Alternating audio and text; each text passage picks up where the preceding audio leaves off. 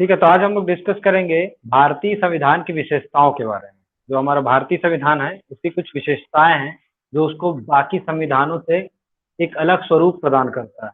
ठीक है, तो आप लोग पहले भी इन चीजों को पढ़े होंगे या जानते होंगे कुछ चीजों को, तो आज हम इसका डिटेल में इसका अध्ययन करते हैं।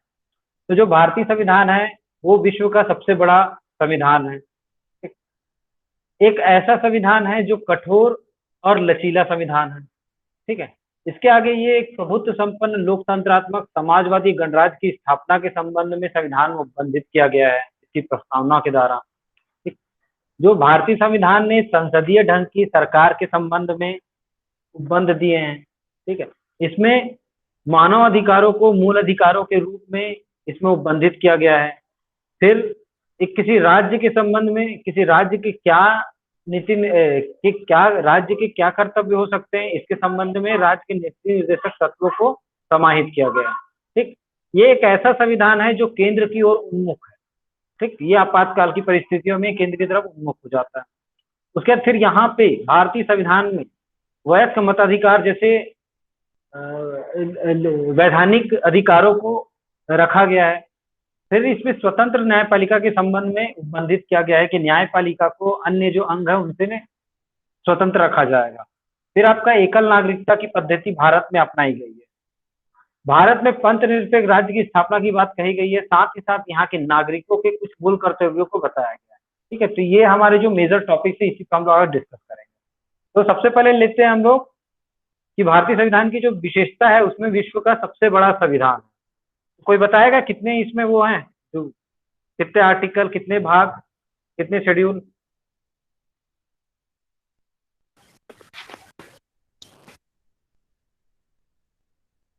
भारतीय संविधान में कुल कितने अनुच्छेद हैं? 395 अनुच्छेद। कितने भाग? सर 22 भाग हैं। 22 भाग और 12 अनुसूची। ठीक है, तो जो अब ये सबसे बड़ा संविधान इसीलिए कहा जाता है क्योंकि इसमें 395 अनुच्छेद हैं, 12 भाग है, 22 भाग है तथा 12 अनुसूचियां हैं।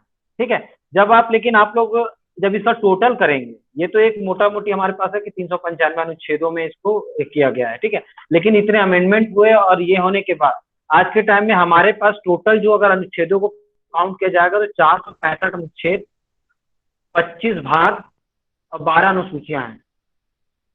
ठीक है, ये कैसे आता है? जैसे हम लोग जो आपका मूल कर्तव्य है जो 4 क में के तहत 4A के तहत नया जोड़ा गया। ठीक है, तो इसको जोड़ रहे हैं, फिर वो 51A जो आर्टिकल जोड़ा गया है तो उसको जोड़ रहे हैं, तब वो 465 होता है। लेकिन आपको 395 याद रखना है। ठीक है, ये जो विशालतम संविधान की बात की इसलिए मैं इसको बताया। ठीक, तो 395 अनुच्छेद है, 22 भाग है, 22 भाग है और 12 अनुसूचियां, जिसके तहत विभिन्न विभिन्न किसी सरकार के महत्वपूर्ण अंगों को स्थापित किया गया है या उपबंधित किया गया है, मूल अधिकारों को, मूल कर्तव्यों को, संघ को, राज्य को, न्यायपालिका को, अन्य जो प्राधिकरण है उनके संबंध में, आपातकाल को। ठीक है, इस तरह विश्व का सबसे बड़ा संविधान को बताया गया। सर और कुछ देखना है क्या, बताना है कैसे?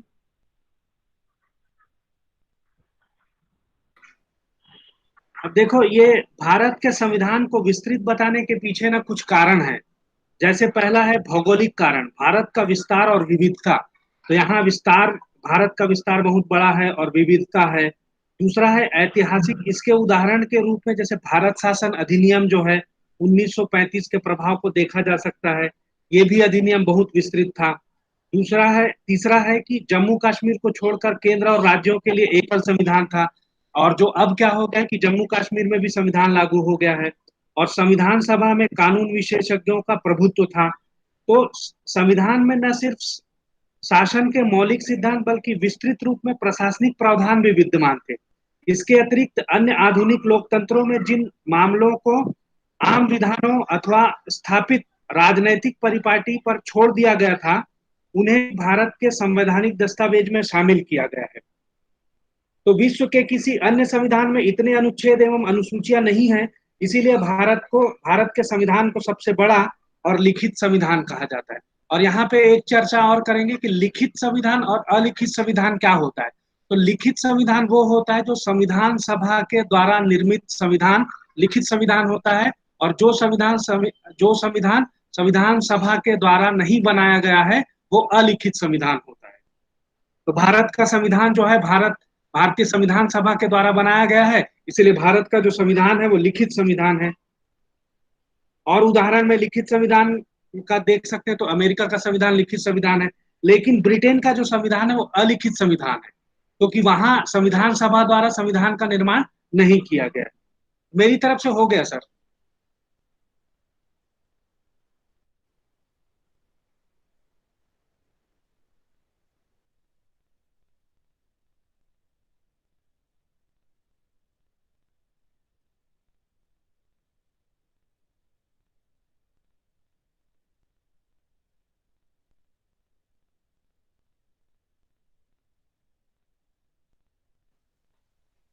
हेमंत सर।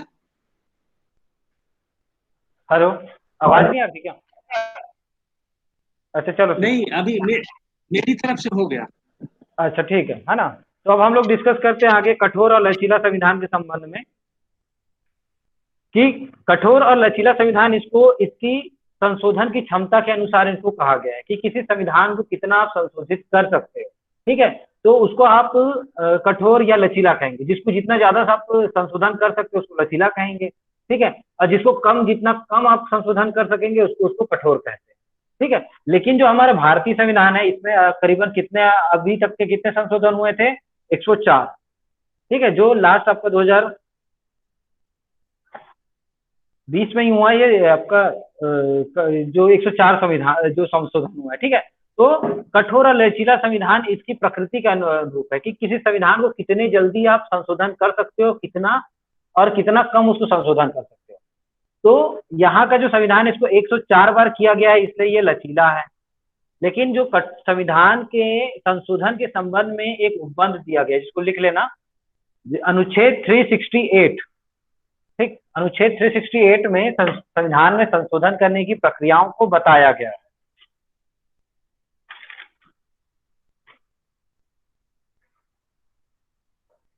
तो इसमें क्या होता है कि उस प्रक्रिया में कई जो सामान्य जो उपबंध होते हैं भारत के लिए, जो शासन में भारत के शासन में जो सामान्य उपबंध है उनको हम आसानी से संशोधित कर सकते हैं।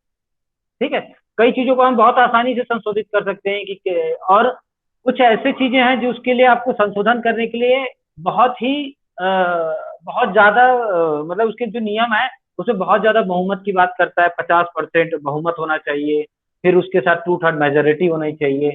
मतलब वो किसी संविधान के कुछ भागों को दिया है कि आप आसानी से एक कोई भी जो पार्लियामेंट की कोई भी सदन है वो मिलकर उसको संशोधित कर सकती है। लेकिन कुछ भागों के लिए उन्होंने कहा है कि आपको जब पूरा पार्लियामेंट दोनों सदन मिलकर उस भाग को जब संशोधन करना चाहेगा और उसके साथ पूरे राज्य जब शामिल होंगे तभी उन चीजों को संशोधित किया जा सकता है। जैसे जो स्वतंत्र न्यायपालिका प्रणाली है उसमें अगर संशोधन की बात है तो ये कठोर हो जाता है। लेकिन वही अगर सामान्य चीजों के लिए संशोधन की बात करता है कि कोई नया एक्ट लाना है, किसी एक्ट में सुधार करना है, तो ये सामान्य बहुमत से भी ये चीजें हो जाती है। इसलिए इसको कठोरा और लचीला संविधान की संज्ञा दी गई और एक कठोरा और लचीला का एक अनोखा संयोग या संयोजन माना गया।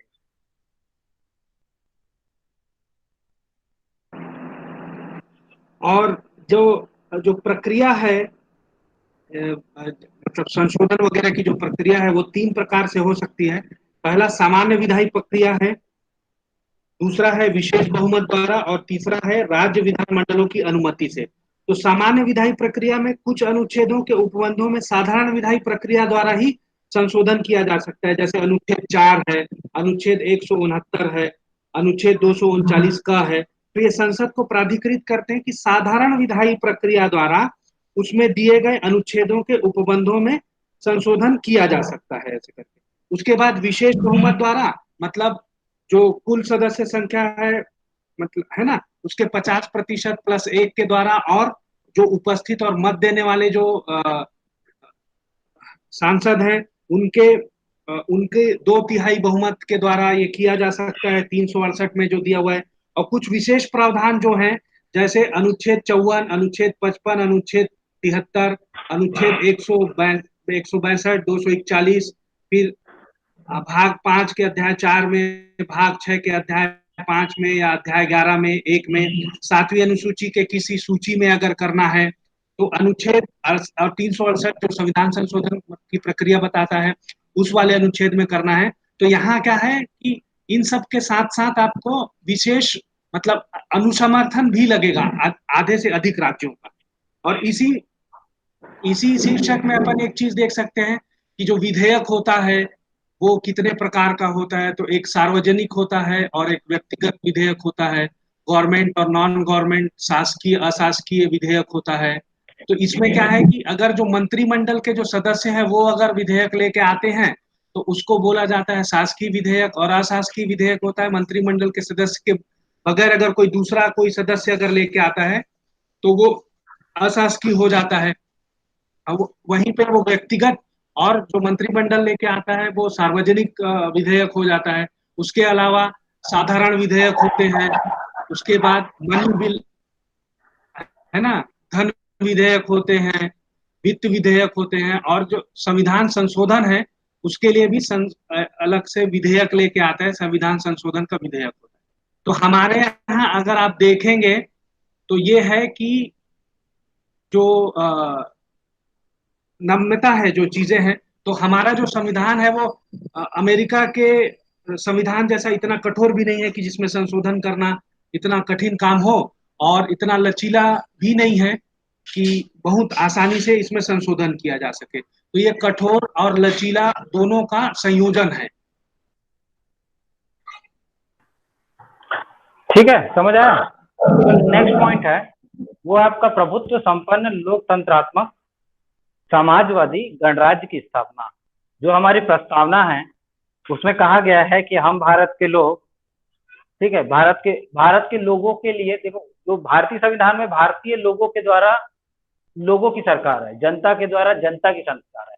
यहाँ पे जो गणराज्य की बात किया, ठीक है, तो वो यहाँ के जनता का शासन, इसमें जनता के शासन की बात कही गई है। ठीक है, तो जो भारत को कहा गया है कि संविधान की विशेषता के तहत बोला है कि भारत प्रभुत्व संपन्न होगा, सर्व संप्रभु होगा, यह किसी अन्य के नियंत्रण में नहीं होगा, बाह्य शक्ति के से प्रभावित नहीं होगा। ठीक है, फिर यहाँ लोकतंत्रात्मक व्यवस्था होगी। यहाँ पे जो भी शासन पद्धति है वो लोगों के द्वारा तय की जाएगी। यहाँ पे कोई भी राजतंत्रात्मक नहीं होगा कि जो राजा का बेटा ही राजा बनेगा। यहाँ पे जनता के द्वारा जनता की सरकार चुनी जाएगी और जनता के द्वारा ही उसके जो मुखिया होंगे, जो प्रधानमंत्री चाहे राष्ट्रपति, उनकी नियुक्ति की जाएगी। फिर समाजवादी की बात करता है तो कल समाजवादी के बारे में हम लोग डिस्कस किए थे कि आर्थिक पक्ष को लेते हुए ये आर्थिक पक्ष में संसाधनों का समान वितरण की बात कहता है कि इससे क्या है कि संसाधन एक जगह एक इंसान के पास या एक वर्ग के पास इकट्ठा ना हो, इससे समाज का विकास रुक जाता है और ये गणराज्य की स्थापना करता है। ठीक है, तो इसमें जो एक बात थी कि प्रस्तावना के अनुसार भारत के लोगों ने इस संविधान को अंगीकृत किया है, अधिनियमित किया है और आत्मकृत किया है। जो भी आपने कल प्रस्तावना में पढ़ा था, ठीक, तो उसमें कहा है कि ये जो भारत के लोग हैं उन्होंने ये सारी चीजों, प्रभुत्व संपन्न लोकतंत्रात्मक समाजवादी गणराज्य की स्थापना के लिए इस संविधान को अंगीकृत किया है, अपने अंग से लगाया है, इसको अधिनियमित किया है। इससे वो चाहते हैं कि इससे वो अधिनियमित उससे चलें और साथ ही साथ उसको अपनी आत्मा में आत्मकृत किया है। ठीक है, तो भारतीय संविधान लोकतंत्र की स्थापना करता है तथा लोकतंत्र में सर्वोच्च सत्ता जनता में निहित होती है, इसकी बात कहता है। ठीक,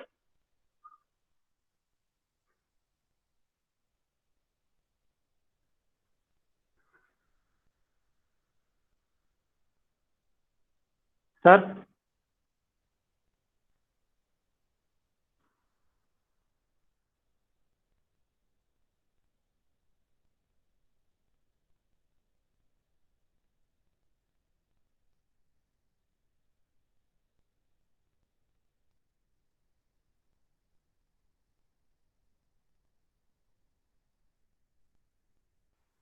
हेलो,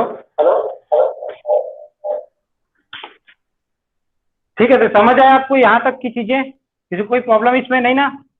तो आगे देखते हैं संसदीय ढंग की सरकार के बारे में बात करते हैं। ठीक है, संसदीय ढंग की सरकार, तो जो हमारा जो संविधान है, ठीक है, इसमें संघात्मक संविधान के अंतर्गत मुख्यतः दो प्रकार की सरकारों की स्थापना होती है। ठीक है, जो भी हमारा जो संघात्मक संविधान है, इसमें दो तरह की सरकारों की बातें होती है हमेशा से। एक होता है आपका संसदीय तथा दूसरा होता है अध्यात्मक। ठीक है, एक तो आपका संसद के द्वारा नियंत्रित होता है और दूसरा होता है अध्यक्ष के द्वारा। जो आप अगर इसका कंपैरिजन करें तो अमेरिका की जो शासन पद्धति है, ठीक है, जो सरकार वहां चलती है, तो वो अध्यक्ष प्रणाली पर आधारित है। वहां पे जो मुखिया होता है वो अध्यक्ष होता है, जबकि भारत की संसदीय जो भारत की सरकार की जो प्रणाली है वो संसदीय तरीका की है या संसदीय ढंग की है। ठीक है, इस संसदीय ढंग की सरकार में क्या होता है कि जो मुखिया होता है, जो भारत का मुखिया या मुख्य पर्सन कौन है, राष्ट्रपति, वो एक नाम मात्र का होता है। उसके पास सारी शक्तियां निहित होती है, लेकिन उस शक्तियों को प्रयोग करने वाला व्यक्ति प्रधानमंत्री होता है, जो मंत्रिमंडल का मुखिया होता है। ठीक है, लेकिन जब अध्यक्ष प्रणाली वाली बात करेंगे तो वहां पे जो अध्यक्ष होता है, जैसे आप अमेरिका की बात करेंगे तो वहां का जो प्रेसिडेंट होता है उसके पास सबसे ज्यादा पावर्स होती है, हर सारी पावर्स उसी के पास ही होती है। जबकि भारत में राष्ट्रपति के पास सारी शक्तियां निहित नहीं होती, उसकी सारी शक्तियां एक नाम मात्र की शक्तियों के तौर पे यूज करता है। वो जो मुख्य शक्ति को प्रयोग करने वाला व्यक्ति यहाँ प्रधानमंत्री होता है। इसलिए भारतीय संविधान ने संसदीय सरकार की स्थापना की है। यह व्यवस्था केंद्र तथा राज्य दोनों सरकारों में एक सी है। राज्य का यह स्वरूप इंग्लैंड की सरकार के समान ही है। ठीक है, संसदीय ढंग की सरकार। उसके बाद आते देखते हैं अपन मूल अधिकार। जो भारतीय संविधान की विशेषताओं में मूल अधिकार का बहुत ही महत्वपूर्ण योगदान है। मूल अधिकार के बारे में पहले ही बताया था कि वह अधिकार जो किसी मानव को जन्म से मिलने वाले मानव अधिकारों मूल अधिकार के तौर पे हमारे संविधान में सम्मिलित किया गया है। उसमें कुल 6 तरह के अधिकारों को बताया गया है भाग 3 के द्वारा।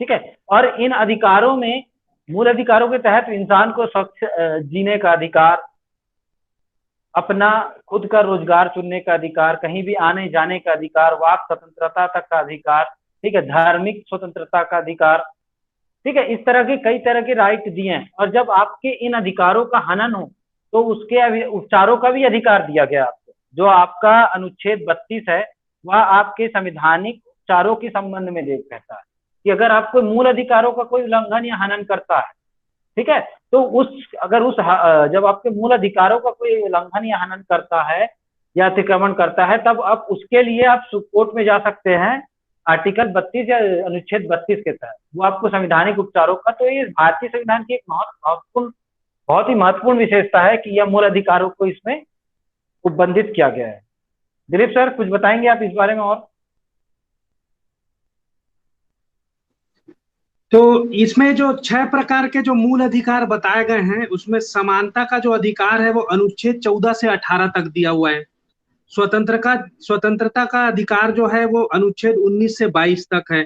शोषण के विरुद्ध जो अधिकार है वो अनुच्छेद 23 से 24 है। धार्मिक स्वतंत्रता का अधिकार अनुच्छेद 25 से 28 तक है। सांस्कृतिक व शिक्षा का अधिकार जो है वो अनुच्छेद 29 से 30 है।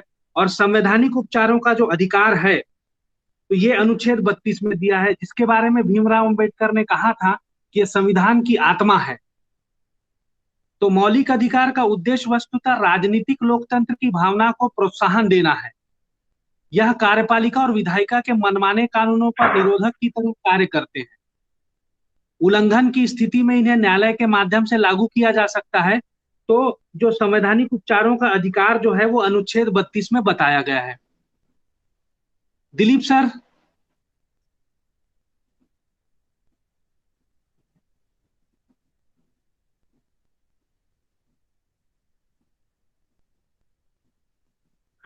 ठीक है, तो आगे देखते हैं हम लोग राज्य के नीति निर्देशक तत्वों के संबंध में। ठीक है, भारतीय संविधान में भाग 4 में ऐसे निर्देशों का उल्लेख किया गया है जिन्हें पूरा करना राज्य का पवित्रम कर्तव्य माना गया है। इन्हें राज्य के नीति निर्देशक तत्व कहा जाता है। इसे उपबंधित करने की प्रेरणा मुख्यतः आयरलैंड के संविधान से मिली है। लोक कल्याण की उन्नति हेतु राज्य ऐसी सामाजिक व्यवस्था करेगा जिससे सामाजिक, आर्थिक तथा राजनीतिक न्याय की स्थापना पर बल दिया जाए। यह सिद्धांत निर्देशकों के रूप में जो विद्यमान विधानमंडल तथा कार्यकारिणी के पथ प्रदर्शन के लिए संविधान में उपबंधित किए गए हैं। इसके अंतर्गत मुख्य रूप से धन तथा उत्पादन के साधनों का न्यायोचित वितरण, बालकों के लिए निःशुल्क शिक्षा और अनिवार्य प्राथमिक शिक्षा, देश के लोगों के जीवन स्तर को ऊंचा उठाना, कार्यपालिका तथा न्यायपालिका का पृथक्करण, अंतर्राष्ट्रीय शक्ति और सुरक्षा का प्रयास करना तथा ग्राम पंचायतों का संगठन आदि शामिल है। राज्य के नीति निर्देशक सिद्धांत उपयुक्त लक्ष्यों के पूरक हैं। राज्य इन्हीं नीति निर्देशक तत्वों का पालन करते हुए भारतीय संविधान की प्रस्तावना में एक कल्पित कल्याणकारी राज्य की स्थापना कर सकती है। ठीक, तो जो आपका राज्य के नीति निर्देशक तत्व है वो भाग 4 के द्वारा जोड़े गए हैं, और ये राज्य को एक मतलब जो हमारा संविधान है वह प्रत्येक राज्य को ये निर्देश देता है कि वह सारी जितनी भी उनकी नीतियां बनेगी या पॉलिसीज बनेगी या जो भी योजनाएं बनेंगी, ठीक है, वो योजनाएं लोक कल्याणकारी होनी चाहिए, वो लोगों के कल्याण के लिए होना चाहिए। उसमें कल्याण की चीजें क्या हो सकती है, जिससे उनकी शिक्षा में, उनकी जीवन शैली में बढ़ावा हो, उनकी शिक्षा का स्तर अच्छा हो, उसकी जीवन स्तर अच्छा हो। ठीक है, साथ ही साथ नीति निर्देशक तत्वों में ही आपको कभी भी याद रखना कि कार्यपालिका और न्यायपालिका का अंतर को नीति निर्देशक तत्वों में बताया गया है। इसको हम लोग आगे और अच्छे से डिस्कस करेंगे। और अंतर्राष्ट्रीय शांति के प्रयासों, अपने पर्यावरण की रक्षा, इन सारी चीजों से संबंधित नीति उद्देश्यों के लिए राज्य के नीति निर्देशक तत्वों को बताया गया है। तो राज्य के नीति निर्देशक तत्वों में मेन किसी भी राज्य को अपनी योजनाएं बनाने के लिए संविधान ने कुछ दिशा निर्देश दिए हैं, जो आपके भाग 4 में उपबंधित किया गया है। ठीक है, तो डॉक्टर भीमराव अंबेडकर के अनुसार राज्य के नीति निर्देशक सिद्धांत भारतीय संविधान की अनूठी विशेषता है। इसका उल्लेख संविधान के 4थे भाग में किया गया है। इन्हें मोटे तौर पर 3 वर्गों में विभाजित किया जा सकता है। पहला सामाजिक, दूसरा गांधीवादी और तीसरा उदार बौद्धिक। तो नीति निर्देशक तत्वों का कार्य सामाजिक व आर्थिक लोकतंत्र को बढ़ावा देना है। इनका उद्देश्य भारत में एक लोक कल्याणकारी राज्य की स्थापना करना है। हालांकि मौलिक अधिकार की तरह इन्हें कानून रूप में लागू नहीं किया जा सकता। संविधान में कहा गया है कि देश की शासन व्यवस्था में ये सिद्धांत मौलिक हैं और यह देश की जिम्मेदारी है कि वह कानून बनाते समय इन सिद्धांतों को अपनाए। इसलिए इन्हें लागू करना राज्यों का नैतिक कर्तव्य है, किंतु इनकी पृष्ठभूमि में वास्तविक शक्ति राजनैतिक है, अर्थात जनमत है। मिनर्वा मिल्स के मामले में 1980 में सर्वोच्च न्यायालय ने कहा था कि भारतीय संविधान की नींव मौलिक अधिकारों और नीति निर्देशक सिद्धांतों के संतुलन पर रखी गई है। ठीक है, और एक चीज याद रखना कि राज्य के नीति निर्देशक तत्वों को आप न्यायालय में चुनौती नहीं दे सकते हो।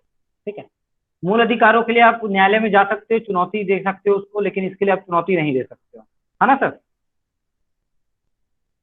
ठीक है, फिर आगे हम लोग देखते हैं कि केंद्र की ओर। एक चीज सर, हेमंत सर, एक चीज और है कि देखो, जो मूल अधिकार वाले भाग में भी जो अधिकार दिए गए हैं वो मानव अधिकार हैं, और यहाँ पे भी जो कुछ सांस्कृतिक और आर्थिक किस्म के जो अधिकार हैं वो भी मानव अधिकार ही हैं। लेकिन भाग 3 जो है वो प्रवर्तनीय है, और भाग 4 के जो मूल अधिकार हैं वो अप्रवर्तनीय है। न्यायालय द्वारा उनका प्रवर्तन नहीं कराया जा सकता है।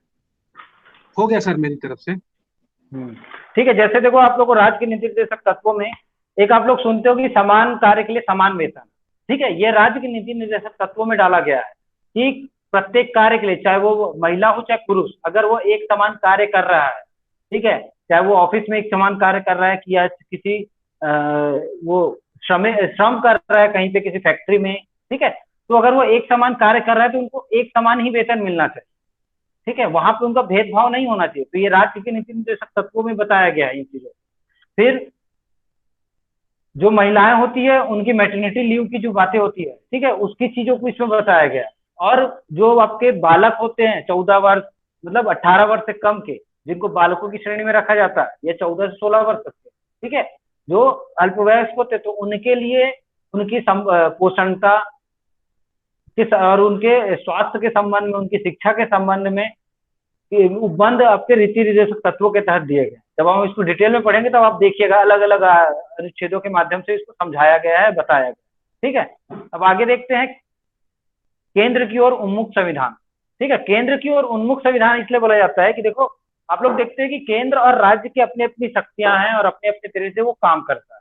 लेकिन जब देश में आपातकाल की स्थिति हो या ऐसी स्थिति हो, ठीक है, जब आपातकाल लागू हो जाए या आपातकाल जैसी सिचुएशन आ जाए जैसे आज के टाइम में हो जाता है, ठीक है, तो इस सब जैसी सिचुएशन में क्या होती है कि राज्य की सारी शक्तियां राष्ट्रपति के पास चली जाती है। तो ये केंद्र की ओर उन्मुख संविधान जैसी एक बहुत ही महत्वपूर्ण विशेषता है कि केंद्र अपनी शक्तियों का प्रयोग करते ही रहता है, राज्य भी अपनी शक्तियों का प्रयोग करता है बराबर, लेकिन जब आपातकाल जैसी स्थिति आती है तो राज्य के जितने भी कार्य होते हैं वो केंद्र अपने हाथों में ले लेता है। तो ये एक बहुत ही अनोखा, ये एक अनोखी विशेषता है, स्पेसिफाइड फीचर है इसका,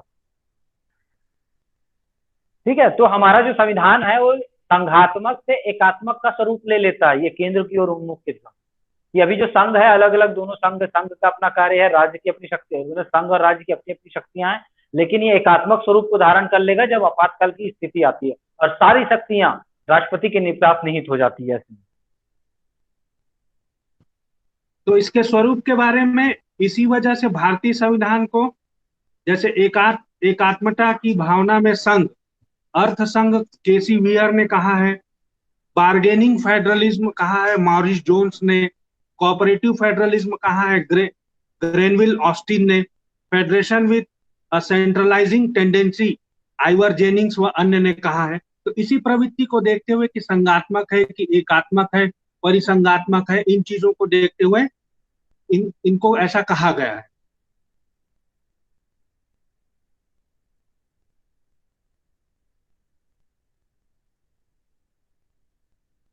तो अब आगे देखते हैं, केंद्र की ओर उन्मुख संविधान आपको समझ आ गया। अब देखते हैं वयस्क मताधिकार। तो वयस्क मताधिकार एक किसी भी लोकतंत्रात्मक जो कोई भी लोकतंत्रात्मक राज्य होता है या उसकी जो सरकार होती है उसके लिए वयस्क मताधिकार बहुत ही महत्वपूर्ण अंग होता है कि कभी भी जब आप लोकतंत्रात्मक की बात कर रहे हैं, ठीक है, जनता के द्वारा जनता का शासन की बात अगर आप करते हैं तो उस सिचुएशन में क्या है कि आपको ज्यादा से ज्यादा लोग उसके लिए मत दे सकते। भाई जनता अगर सही से वोट नहीं दे पाएगी तो लोकतंत्र की व्यवस्था में अड़चन आ जाएगी, प्रॉब्लम्स आ जाएगी। इसलिए वयस्क मताधिकार की चीजों को इस संविधान में शामिल किया गया है। पहले वयस्क मताधिकार के संबंध में ये था कि जो 21 वर्ष की आयु धारण कर चुका है वही व्यक्ति मतदान कर सकता है, लेकिन जो हमारा 61वां संविधान संशोधन जो हुआ, जो 1989 में हुआ था, इसमें जो मतदाता की जो आयु थी 21 वर्ष उसको घटाकर 18 वर्ष कर, तो आज के समय में इसीलिए जो भी 18 वर्ष की आयु पूर्ण कर लेता है उसको वोट देने का अधिकार हो जाता है। और जब 18 वर्ष की आयु का व्यक्ति वोट देता है तो 18 वर्ष की आयु का हम एक वयस्क व्यक्ति मानते हैं। वयस्क व्यक्ति वो होता है जो सभी चीजों को समझ सके, जान सके, है ना। तो वह व्यक्ति जब वोट करता है तो एक अच्छे सरकार की स्थापना करने की उसके पास शक्ति दी गई है। तो वयस्क मताधिकार को हमारे भारतीय संविधान में शामिल किया गया है, ठीक है। और ये जो 18 वर्ष की जो की बातें हैं वो आप नोट कर लीजिए, अनुच्छेद 226 के तहत इसको बंधित किया गया कि अनुच्छेद 226 के तहत 18 वर्ष से की आयु जो पूर्ण कर चुका व्यक्ति वोट देने का अधिकार रखता है, ठीक।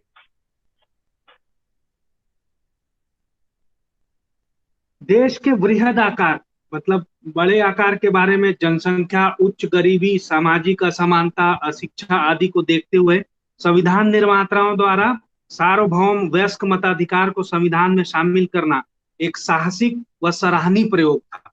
वयस्क मताधिकार लोकतंत्र को बड़ा आधार देने के साथ साथ आम जनता के स्वाभिमान में वृद्धि करता है, समानता के सिद्धांत को लागू करता है, अल्पसंख्यकों को अपने हितों की रक्षा करने का अवसर देता है और कमजोर वर्गों के लिए नई आशाएं और प्रत्याशा जगाता है।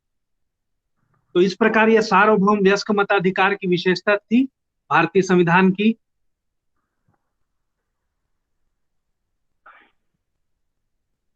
ठीक है, फिर आगे देखते हैं स्वतंत्र न्यायपालिका। तो स्वतंत्र न्यायपालिका के संबंध में मैंने भी आपको पहले एक बात बताया था कि जो कोई भी सरकार होती है तो उसके मुख्य 3 अंग होते हैं। एक आपकी विधायिका, दूसरा आपका होता है कार्यपालिका, तीसरा होता है न्यायपालिका, ठीक है। तो जब भी अगर ये तीनों के पावर्स एक दूसरे से कनेक्टेड तो होते हैं, तो मैंने बताया था कि विधायिका की शक्तियां क्या होती है, बताओ। कानून बनाने का, ज्योति, हाँ। और कार्यपालिका की शक्तियां उस कानून को पास कराने का, पालन कराना। ठीक। और आपका न्यायपालिका की शक्तियां? सर अगर उस कानून का कोई उल्लंघन कर रहा है तो उसको न्याय दिलाना। उसका निर्वचन करना कहा जाता है। जी सर। ठीक है, न्याय का निर्वचन, जो भी विधि है उसका निर्वचन किया जाता है न्यायपालिका के द्वारा। तो स्वतंत्र न्यायपालिका जैसी जो चीजें भारतीय संविधान में डाली गई, ये यूनिक फीचर इसकी है कि जो आपके 3 अंग है, तीनों अंग में न्यायपालिका विधायिका का कार्य लॉ को बनाना और उसको इम्प्लीमेंट कराना, जबकि जो आपका न्याय विधायिका और कार्यपालिका का काम है किसी भी लॉ को बनाकर उसका पालन करवाना, जबकि एक न्यायपालिका का कार्य है उससे संबंधित जो भी अड़चने आती है उसका निर्वचन करना, कि जहां पे वो कुछ प्रॉब्लम्स आ रही है या उसको समझने में कठिनाई हो रही है तब उसका निर्वचन करने की। तो इन चीजों को क्या है, न्यायपालिका को इस दोनों अंग से अलग रखा गया। तो ये दोनों अंग का कोई भी शासन या कोई भी प्रत्यक्ष कंट्रोल न्यायपालिका के ऊपर नहीं होता। अगर वो ऐसा करेंगे तो विधायिका कोई लॉ बनाएगी, कार्यपालिका उस कार्य को पालन करवाएगी, और अगर वो पालन नहीं करवाती है तब आप कोर्ट के पास जाएंगे। अगर कोर्ट भी उससे कनेक्टेड रहेगी तो वो जो अगर कोर्ट उससे कनेक्टेड रहेगी मान लो, ठीक है, तो उससे क्या होगा, लोगों को न्याय नहीं मिल पाएगा। क्योंकि अगर आपके विधि में कोई दिक्कत है और न्यायपालिका भी सरकार के साथ है, उसको पृथक अलग नहीं किया गया है, स्वतंत्र नहीं किया गया है, तब आपको न्याय नहीं मिल पाएगा। इससे न्यायपालिका को हमेशा सभी जनता के न्याय को सही से न्याय मिले, इसलिए उसको अलग करके रखा गया।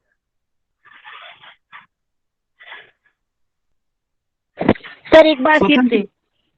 स्वतंत्र न्यायपालिका के साथ साथ ये एकीकृत भी है। इस पे ध्यान देंगे कि भारतीय संविधान एक ऐसी न्यायपालिका की स्थापना करता है जो अपने आप में एकीकृत होने के साथ साथ स्वतंत्र भी है। भारत की न्याय व्यवस्था में सर्वोच्च न्यायालय शीर्ष पर है। इसके नीचे राज्य स्तर पर राज्य के उच्च न्यायालय हाई कोर्ट्स हैं। राज्यों में उच्च न्यायालय के नीचे क्रमवार अधीनस्थ न्यायालय हैं, जैसे जिला अदालत व अन्य निचली अदालतें। न्यायालयों का एकल तंत्र केंद्रीय कानूनों के साथ साथ राज्य के कानूनों को लागू करता है। हालांकि अमेरिका में संघीय कानूनों को संघीय न्यायपालिका और राज्य कानूनों को राज्य न्यायपालिका लागू करती है, लेकिन भारत में क्या है कि ये ऐसा नहीं है। सर्वोच्च न्यायालय संघीय अदालत है, यह शीर्ष न्यायालय है जो नागरिकों के मौलिक अधिकारों की रक्षा की गारंटी देता है अनुच्छेद 32 के अंतर्गत, और संविधान का संरक्षक भी है। इसीलिए संविधान में इसकी स्वतंत्रता के कई प्रावधान किए गए हैं, जैसे न्यायाधीशों के कार्यकाल की सुरक्षा होती है, न्यायाधीशों के लिए निर्धारित सेवा शर्तें होती हैं, भारत की संचित निधि से सर्वोच्च न्यायालय के सभी खर्चों का वहन किया जाता है, विधायिका में न्यायाधीशों के कामकाज चर्चा पर रोक लगाई जाती है, सेवानिवृत्ति के बाद अदालत में काम करने पर रोक लगा दी जाती है, अवमानन के लिए दंड देने की शक्ति होती है, कार्यपालिका से न्यायपालिका को पृथक रखा गया है। तो ये था एकीकृत व स्वतंत्र न्यायपालिका, भारतीय संविधान की एक और विशेषता। ठीक है, तो जो आपको जो स्वतंत्र न्यायपालिका है, इसको हम संविधान का संरक्षक कहा जाता है। ठीक है, जो हमारा जो इंडियन कॉन्स्टिट्यूशन जो हम लोग पढ़ रहे हैं, इसमें इतने सारे जो आपके विशेषताएं हैं, जो इतने सारे अधिकार दिए गए हैं, तो उन अधिकारों का जब भी आपके पास उल्लंघन होगा, जब भी आपको उसको कुछ अड़चने आएंगी, तो अब आप न्याय के लिए कहाँ जाएंगे? न्यायपालिका के पास। तब न्यायपालिका उस पर आपको न्याय देगी, इसलिए इसको स्वतंत्र रखा। ठीक है, और किसको कौन क्या पूछ रहा था, समझ आ गया? जी सर आ गया। ठीक है, अब उसके बाद यहाँ एकल नागरिकता की बात करते हैं कि संघात्मक संविधान में साधारणतः दोहरी नागरिक, जब भी कोई संघात्मक संविधान की बात करते हैं तो उसमें 2 प्रकार की नागरिकता होती है, एक तो संघ की होती है, एक तो राज्य की होती है। जैसे हमारा जो संयुक्त राज्य संघ है, ठीक है, जो संयुक्त राज्य अमेरिका है, वहां पे दोहरी नागरिकता, वहां पे हर इंसान संयुक्त राज्य का नागरिक होता है, साथ ही साथ जो भी उसका दूसरा जो उसका प्रांत हो या जो उसका राज्य है उसका भी अलग नागरिक होता है। तो एक व्यक्ति के पास 2 नागरिकता होती है। लेकिन जो भारतीय व्यवस्था है, इसमें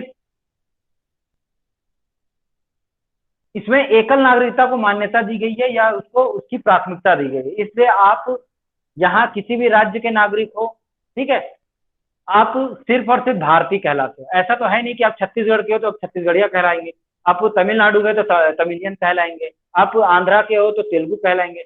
तो आप यहाँ सिर्फ और सिर्फ एक, मतलब जो भारतीय संविधान ने सिर्फ एक ही नागरिकता पे जोर दिया है और मान्यता दी है, यहाँ सिर्फ एक ही नागरिकता को माना जाता है। जबकि संघ के स्वरूप में ये लागू होता है कि संघ में दोहरी नागरिकता की भूमिका हो सकती है, लेकिन भारतीयों में एकल नागरिकता की प्राथमिकता दी गई है।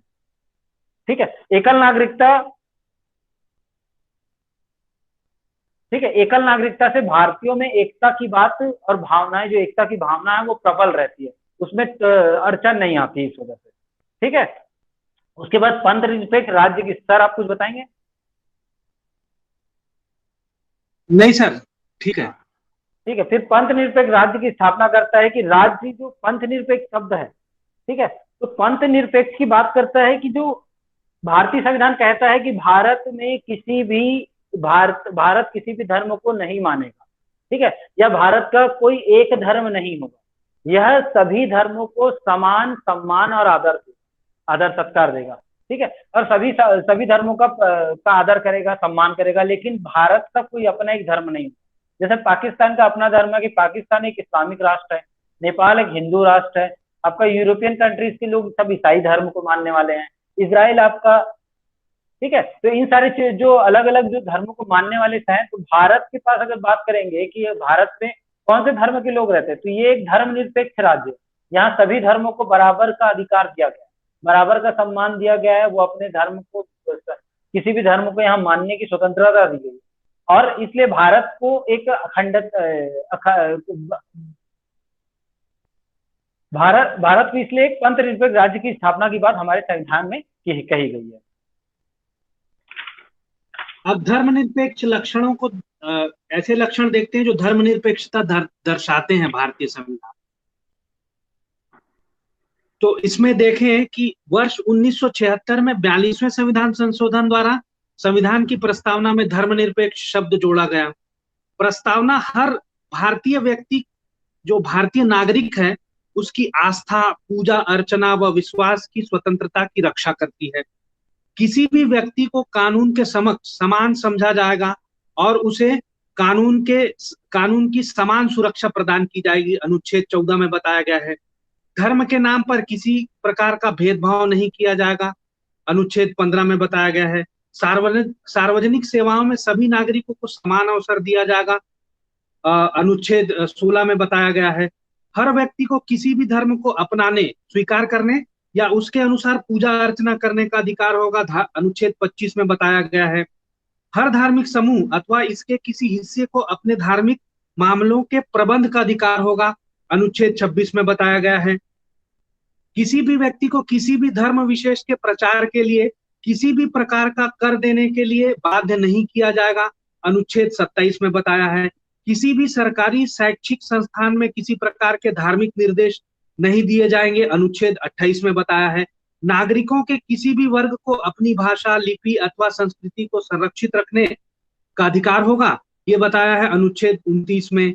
अल्पसंख्यकों को अपनी पसंद के शैक्षिक संस्थानों की स्थापना करने का और उन्हें संचालित करने का अधिकार होगा, ये बताया है अनुच्छेद 30 में। राज्य के सभी नागरिकों के लिए एक समान नागरिक संहिता बनाने का प्रयास किया जाएगा, ये बताया है अनुच्छेद 44 में। तो इस प्रकार ये जो लक्षण है वो बताते हैं कि भारत का संविधान जो है वो एक धर्मनिरपेक्ष संविधान है।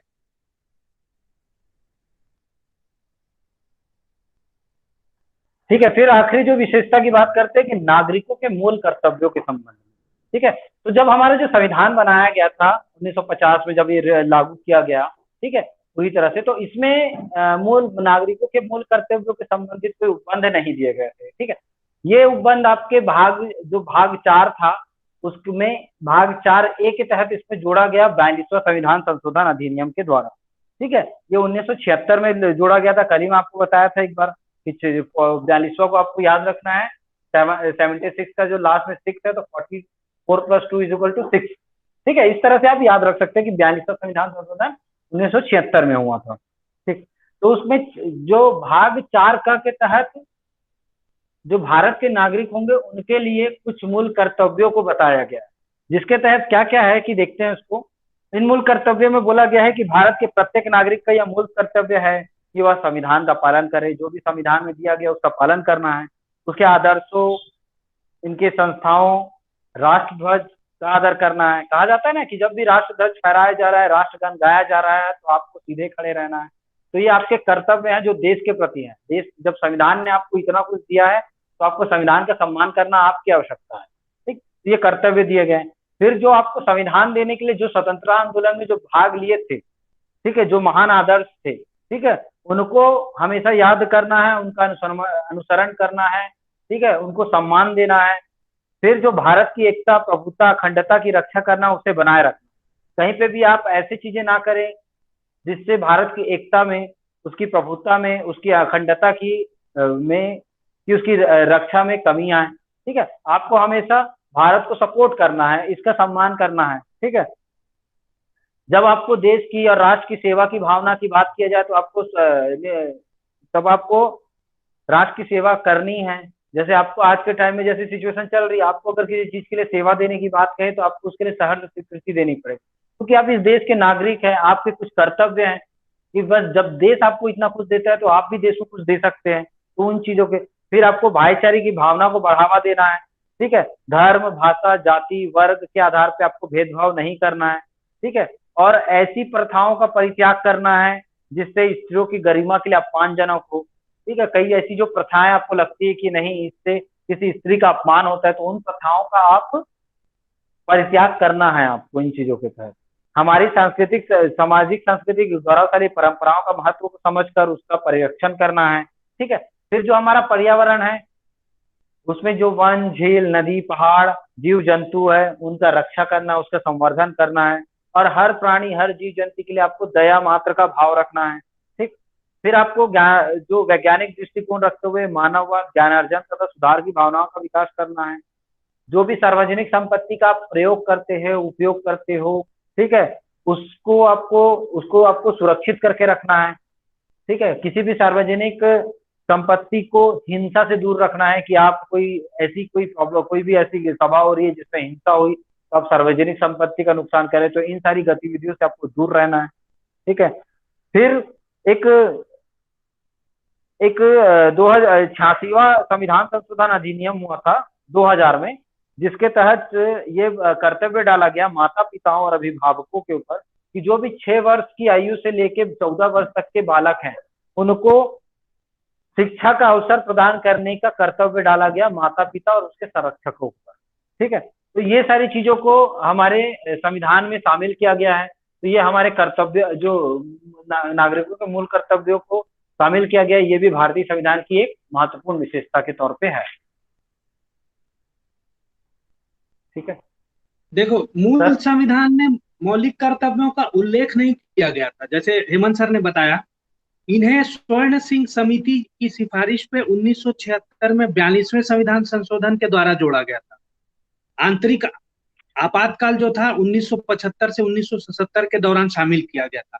2002 में, जैसे अभी बताया हेमंत सर ने, कि 2002 में 86वें संविधान संशोधन से एक और नया मौलिक कर्तव्य जोड़ा गया। तो संविधान के 4A भाग में मौलिक कर्तव्यों का उल्लेख किया गया है, जिनमें केवल एक अनुच्छेद है 51A।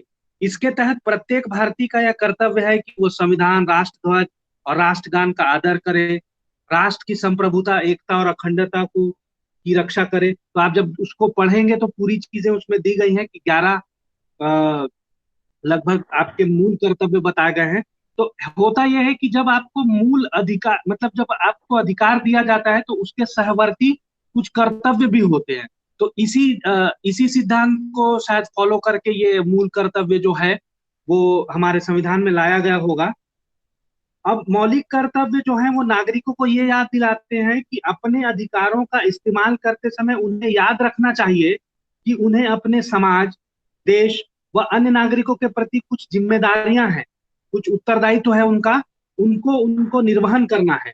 नीति निर्देशक तत्वों की तरह कर्तव्यों को भी कानूनी रूप से लागू नहीं किया जा सकता है, लेकिन अगर एक भारत के नागरिक होने के नाते जब भी आप अगर अपने मूल अधिकार की मांग करते हैं तो उस व्यक्ति को ये देखना चाहिए कि उसने क्या अपने मूल कर्तव्यों का निर्वहन किया है।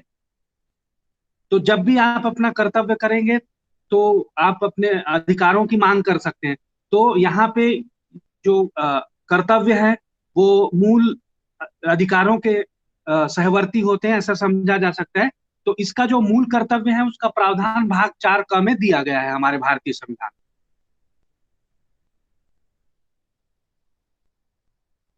तो इसके अलावा कुछ और विशेषताएं हैं जिसको बाद में हम जब पार्ट्स पढ़ते जाएंगे तो देखते जाएंगे कि जैसे स्वतंत्र निकाय हैं, तो विधायिका, कार्यपालिका, सरकार है, निर्वाचन आयोग है, ऐसे ही कुछ। उसके बाद आपातकालीन का प्रावधान दिया गया है, वित्तीय आपात के बारे में बताया गया है, राष्ट्रपति आपात, राज्य में आपात के बारे में बताया गया है, त्रिस्तरीय सरकार है, पंचायत, नगर पालिका, ऐसा करके राज्य स्तर पे और फिर केंद्र स्तर पे, सहकारी समितियों के बारे में उपबंध किया गया है। तो ये और कुछ विशेषता हैं जिनको हम जब आगे पार्ट्स पढ़ते जाएंगे तो उसमें डिटेल में डिस्कस करेंगे। हो गया सर हेमंत? अब मेरे ख्याल से रिकॉर्डिंग ठीक। एक बार ऑफ करके ना फिर से ऑन कर देना, सेकंड वाला हम्म। पार्ट।